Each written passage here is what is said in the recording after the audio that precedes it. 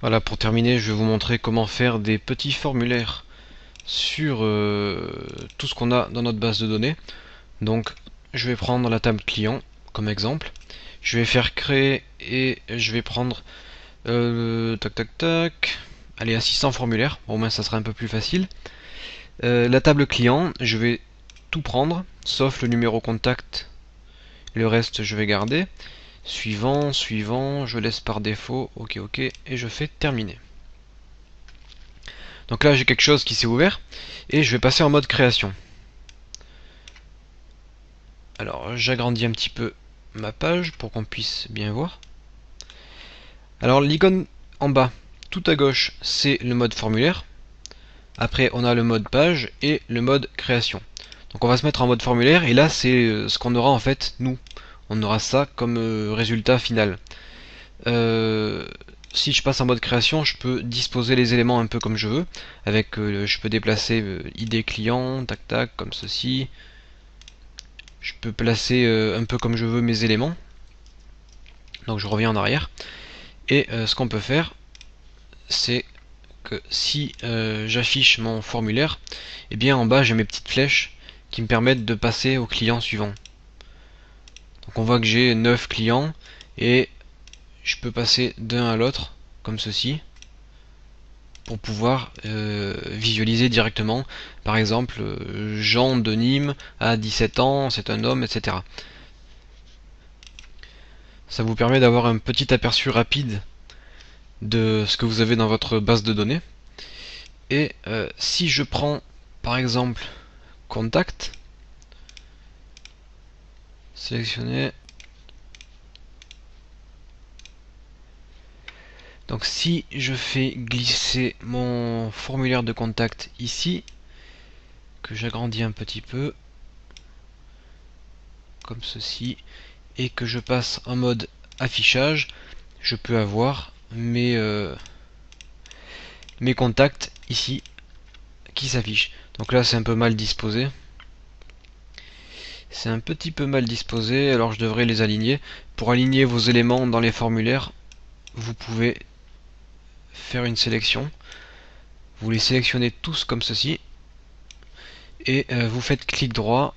Et là vous avez aligné vers la gauche. Au moins tous vos éléments seront collés vers la gauche. Et là on peut avoir une vue globale de notre formulaire. Donc là comme ça c'est pas très utile puisque ça reste quand même relativement simple. Mais après, lorsqu'on pourra programmer un peu en VBA, eh bien on pourra se créer nos boutons qui nous permettront de créer un état, disons. Je vais faire un aperçu d'état, terminé. Vous devez sélectionner un nom d'objet, oui évidemment. Donc je vais annuler ça, je vais créer un état. Donc je vais créer un état sur quoi? Sur client, création d'état. Non, c'est pas bon. Je vais créer un état assistant d'état, voilà. Suivant, suivant. Aucun, ok. Suivant, je laisse par défaut. Donc là, ça m'a créé un petit état. Alors là, j'ai créé un état sur client. Un état, c'est, comme je vous l'ai dit, pour faire une sorte de dossier récapitulatif. Donc là, vous avez tous vos clients bien organisés, etc. Donc là, j'étais dans quoi? J'étais dans client, et je vous ai dit qu'on pouvait programmer nos petits boutons. Donc je vais le supprimer, et je vais recommencer. Donc là, je prends un bouton, je vais dans l'onglet création, je clique ici sur bouton, je le place ici, je vais prendre un bouton qui va agir sur les états et qui va faire un aperçu, qui va ouvrir un état. Je fais suivant, je sélectionne l'état client, suivant, je laisse par défaut et je fais terminer. Donc là j'ai mon petit bouton état, si je clique dessus, mon état s'ouvre. Donc voilà, en gros, ce qu'on pourrait faire d'un peu plus complexe pour les personnes qui ne savent pas utiliser par exemple Access, on pourrait leur simplifier le travail comme ceci. Et qu'est-ce que je peux vous montrer? Je vais créer aussi un petit bouton qui va ouvrir un formulaire. Si je crée un bouton qui va agir sur les formulaires, qui va m'ouvrir un formulaire, je sélectionne mon formulaire, ok, je laisse par défaut. À ce moment-là, si je clique sur le bouton formulaire, ça va m'ouvrir le contact. Par exemple, je vais au client numéro 3, Jean de Nîmes de 17 ans, homme. Je veux avoir les informations pour contacter ce client. Je clique sur le formulaire de contact. Et là, ça m'ouvre les adresses email, les téléphones, etc. Donc voilà comment lier nos clients et accéder à des informations grâce à ces petits interrupteurs. Alors je vais rapidement créer des petits boutons. Je vais en créer un ici. Je vais agir sur les enregistrements. Donc je vais faire rechercher enregistrement, rechercher suivant, enregistrement précédent. Donc je vais prendre enregistrement précédent. Je termine. Je vais créer un petit bouton enregistrement suivant.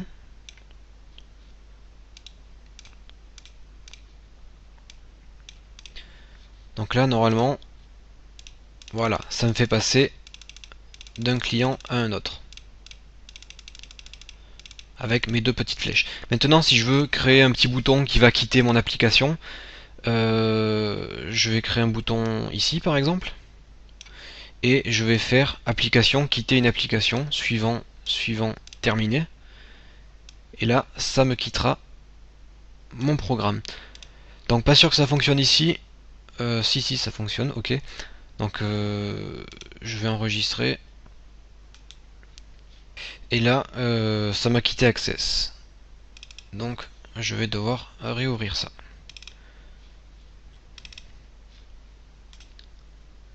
Donc ça fonctionne. À chaque fois que je vais cliquer sur le bouton quitter, ça me quitte Access. Bon là dans notre cas c'est pas forcément très judicieux de faire ça. Est-ce que j'ai quelque chose d'autre d'intéressant à vous montrer? Alors, on peut rechercher un enregistrement. Donc celui-là je l'ai pas encore essayé. Je sais pas comment il fonctionne. On va le placer à notre droite et on va tester en live. Donc si je clique ici, ok, ça m'ouvre un autre petit formulaire et je peux rechercher un client. Donc si je veux rechercher le client A005, je fais suivant et ça m'affiche bien mon client A005 ici. Et ça je ne le savais pas, mais c'est intéressant, on a un petit onglet remplacer et on pourrait remplacer les valeurs par autre chose. Donc là je veux rechercher mon client A001 et je retourne à mon client A001. Donc vous voyez, on peut faire des petites applications sympathiques comme ça, très simplement. Bon évidemment là ça reste basique puisque on utilise des boutons prédéfinis d'Access. Mais on pourrait faire des choses bien plus complexes en utilisant le VBA et des librairies de fonctions toutes prêtes qui permettront d'agir sur notre base de données. Vous voyez, donc on peut aussi imprimer une table, exécuter une macro. Donc une macro c'est des bouts de code que l'on aura écrits, et exécuter une requête. Donc par exemple, si je veux avoir les clients de Paris, je sélectionne ma requête client de Paris, et si je clique sur ce bouton, eh bien les clients de Paris vont s'ouvrir. Donc ce que je fais, c'est que je place mon bouton ici, je fais une zone de texte juste à droite là, et je marque afficher client de Paris. Donc là j'ai mon texte, je peux un peu customiser mon texte. Donc à droite j'ai les propriétés, format, données, événements, autres ou tout. Dans format, qu'est-ce que j'ai? J'ai le style de fond, je peux mettre une couleur de fond. Style de bordure, je peux mettre des pointillés par exemple. L'épaisseur de la bordure, un point. Apparence, tac tac. Je peux choisir la police, je peux la mettre en 14. Ok, bon, on va laisser ça comme ça pour le moment. Et j'ai bien ici affiché mes clients de Paris. Si je clique sur le bouton, ça m'ouvre les clients qui se trouvent à Paris. Donc là, il y a quelque chose qui me gêne, c'est que les boutons sont un petit peu coupés. Donc je vais les remonter légèrement.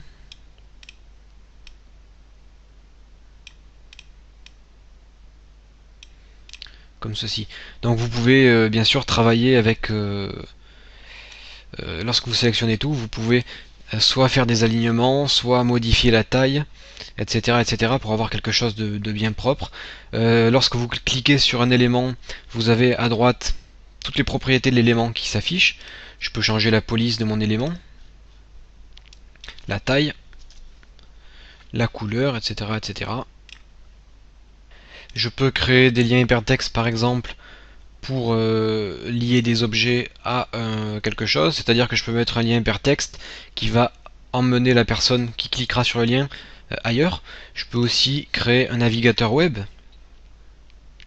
donc je vais le faire ici, ça sera tout petit, c'est pas bien grave. Je peux créer donc un navigateur web avec l'URL par exemple http://formation-facile.fr. ok. Si j'ouvre mon formulaire, eh bien j'ai bien formation facile qui s'ouvre ici. Donc évidemment là c'est pas très visible puisque j'ai fait ça en tout petit, mais vous pouvez créer un petit site web à l'intérieur de vos applications.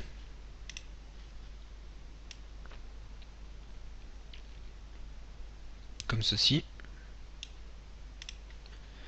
Après vous pouvez fouiller, hein. Si vous cliquez sur la flèche, vous avez beaucoup plus d'éléments qui vont s'ouvrir. Vous pouvez insérer des petites images. Si vous avez un logo à mettre par ici.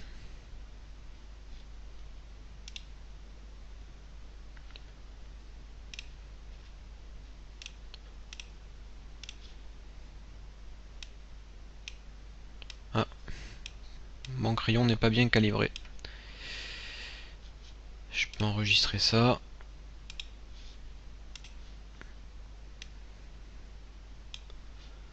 Donc là ça va pas le faire, mais c'est pas grave. Vous voyez quand même comment est-ce qu'on peut créer un petit logo pour notre application. Mais après là ça devient un petit peu surchargé. Donc on va quand même enlever le navigateur et le logo. Le client, on va agrandir le titre. Vous pouvez le centrer, etc. etc. Et dernière chose qui peut être intéressante, c'est l'ajout de d'un élément dans notre table. Si je vais dans les opérations sur les enregistrements et que je fais ajouter un nouvel enregistrement, je fais suivant terminé. Là j'ai un petit icône que je peux placer à peu près ici, ok. Et si je lance mon formulaire, eh bien je clique sur mon icône, là j'ai un nouvel enregistrement qui arrive, on voit que maintenant j'ai 10 clients. Voilà, je